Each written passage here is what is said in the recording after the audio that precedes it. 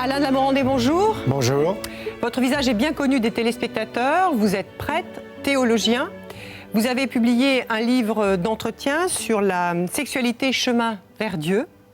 Alors, je voudrais savoir comment vous réagissez, vous, aux paroles que l'on vient d'entendre dans ce reportage, à ces prêtres qui parlent de leur amour pour une femme, à cette sexualité qui est évoquée. Je me souviens du cardinal Lustiger qui n'était pas toujours un tendre et qui, après 68, qui a été la grande crise que j'ai connue, où, sur Paris, 50% des prêtres aumôniers de lycée ou aumôniers d'étudiants sont partis. Donc beaucoup se sont mariés.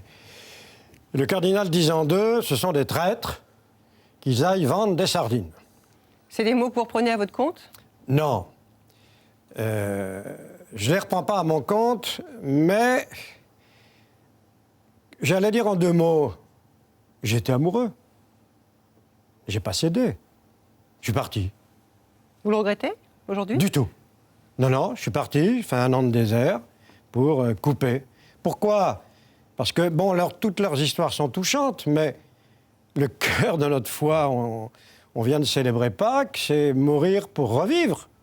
Donc, aimer quelqu'un, c'est parfois renoncer à cet amour pour la gloire de sa plus belle vocation. Mais ça, c'est vrai dans les romans, Non, mais ça. j'ai un amour exclusif qui est celui de Dieu. Donc, aucune personne humaine, si belle femme, si qui que ce soit, pourrait passer avant. C'est pas possible. Mais pourtant, vous dites que vous avez été amoureux. Et alors, j'ai renoncé à cet amour.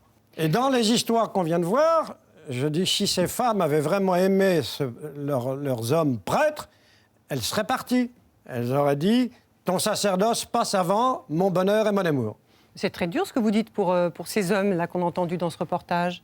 Je le dis pour moi, je ne le dis pas pour eux. Donc vous avez une position très tranchée sur cette question du célibat ? Alors, il faudrait revenir aux traditions des premiers siècles. Vous savez, comme moi, que le célibat a été imposé très tardivement, en 1139 au Concile de Latran, et qu'avant, il y avait le choix du clergé marié et du clergé célibataire. Oui, parce que c'est pas un dogme, c'est pas C'est pas un dogme, ben c'est voilà, pas dans la Bible. C'est pas dans la Bible. Le pape et les évêques peuvent enlever cette obligation. Mais vous, en tant que prêtre, est-ce que vous êtes, oui ou non, pour le célibat des prêtres ou pour le fait qu'ils puissent se marier ? Pour les deux, il y a ceux qui ont une C'est-à-dire vocation au célibat et il y a ceux qui seraient bien des prêtres mariés. Donc je suis pour l'ordination des gens mariés, l'ordination prêtre pour les gens mariés, qui ont déjà une expérience familiale. Mais c'est pas dans la ligne de l'Église, ça. Mais c'est la tradition des premiers siècles, pendant 12 siècles. Ça vous suffit pas, la ligne de l'Église ? 12 siècles. Saint-Pierre, premier pape, marié. Oui, mais aujourd'hui, justement, on voit le combat de ces hommes qui sont justement relevés de leur sacerdoce quand ils avouent avoir une relation avec une femme. Ça veut bien dire que l'Église n'est pas favorable. Pour l'instant, non. Ça va venir. Et vous Les voulez... petits-enfants le verront. Mais vous, pourquoi vous l'êtes ? Vos petits-enfants ? Vous avez des enfants ? Ça, vous avez réagi. Non, rassurez-vous. J'ai des enfants spirituels. D'accord. Mais donc, vous l'êtes favorable à ce... Tout à fait. Alors Tout à pourquoi ? fait. Dites-nous pourquoi. Parce que, notamment pour les milieux ruraux, dans les campagnes, où le prêtre est soumis à des épreuves de parcours kilométriques hallucinants en desservant 5, 6, 7, 8, 10 clochers, eh bien, il aura une espèce d'équilibre en revenant à la maison avec sa femme et ses enfants. Ce serait une espèce de home, de refuge. Certes, il y a la prière, mais on prie avec sa femme et ses enfants. Ça peut être génial, ça. Tandis qu'à Arrasé, là, il arrive chez lui le soir, tout est moisi, froid, etc. Il n'a même pas le courage de se faire un petit frichti. Et il va faire quoi ? Il va déprimer, le pauvre garçon. Mais vous dites ça à votre hiérarchie dans l'Église ? Mais il y a des évêques qui pensent comme moi, mais ils ne le disent pas. Pourquoi ? Parce qu'ils sont évêques. Mais pourquoi une telle rigidité de la part de l'Église, alors, sur cette question ? Si vous êtes autant à dire que ça pourrait être une Écoutez, éventualité... il faut régler les problèmes les uns après les autres.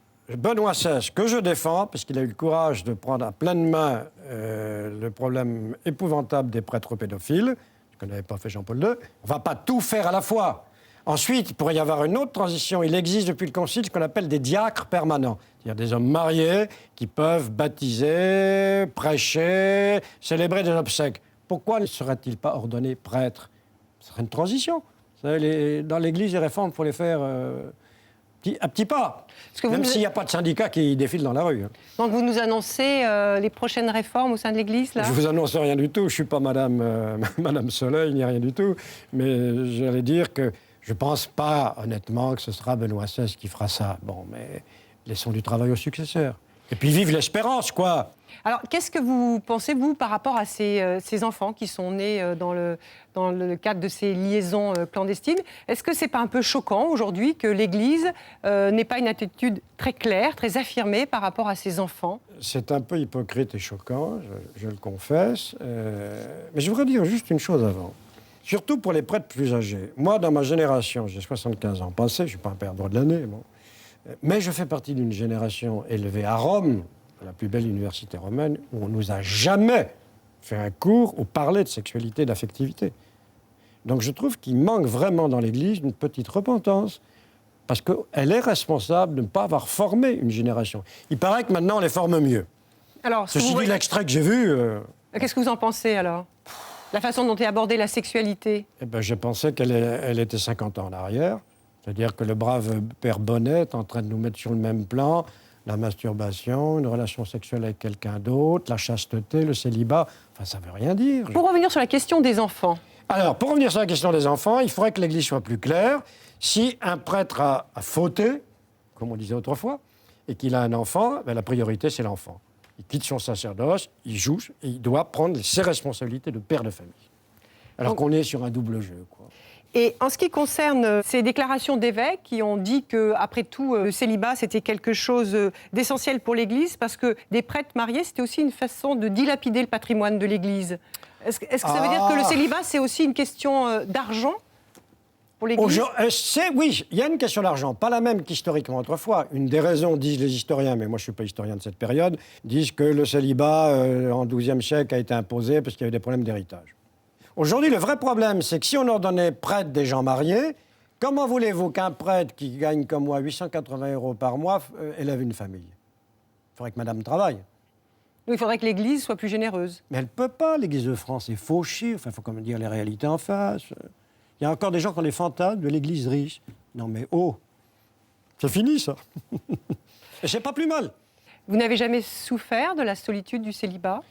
Honnêtement, non. Mais quand on prend de l'âge, on voit à la fin de ce reportage... Alors voilà, ça m'a impressionné, merci de la transition. Ce vieux théologien finit sa vie auprès d'une compagne. Écoutez... C'est quelque chose qui pourrait vous arriver? Oh non, moi je suis incapable de vivre avec quelqu'un. Avec lui, oui, je peux. Il est très patient, mais moi je serais incapable. Non, ça ne m'arrivera pas. Avec Dieu? Avec lui, c'est Dieu. Oui. Non, moi, la solitude me va très bien. Merci beaucoup Alain de la Morandais. Et puis je précise votre dernier ouvrage, Les enfants d'Abraham. Il vient de paraître, il est publié chez Plomb, Presse de la Renaissance. C'est un livre d'entretien sur ce qui rassemble et divise les juifs, les chrétiens et les musulmans. Merci à vous de nous avoir suivis. Très bon après-midi sur France 2.